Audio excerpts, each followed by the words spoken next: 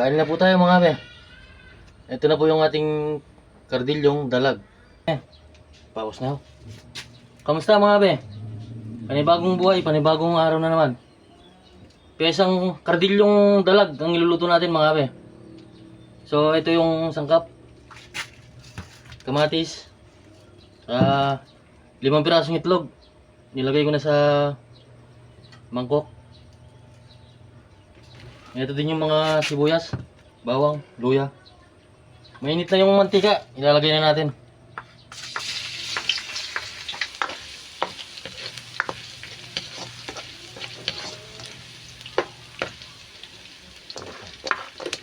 Luya.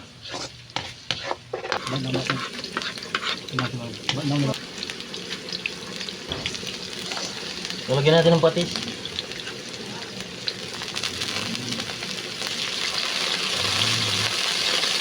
Ayan.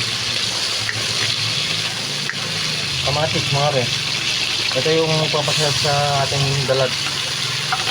Hintayin muna natin madurog yung kamatis mga be, bago natin nilagay ang itlog.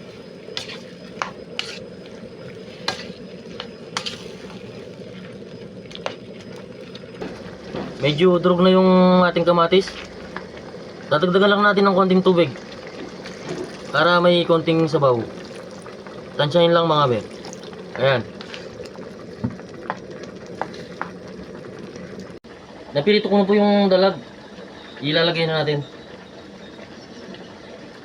Ayan.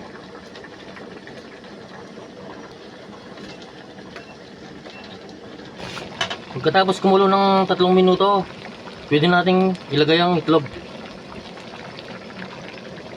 Ayan.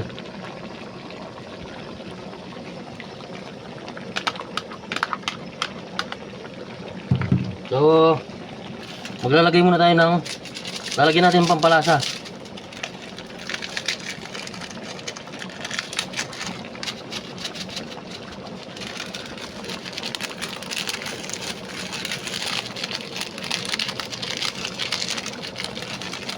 Sarap niyan mga be.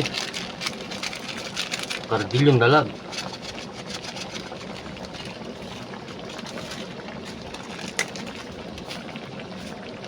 Nakakakulang din.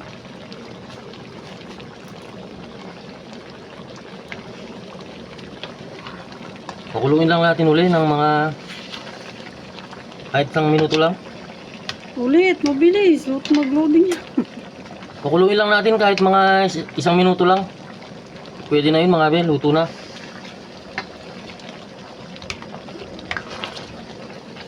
Nandiyan pa.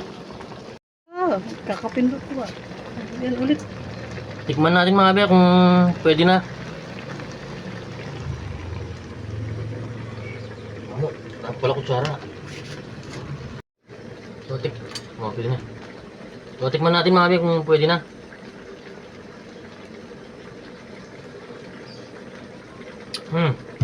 Pwede na mga be. Kanyama na be ko.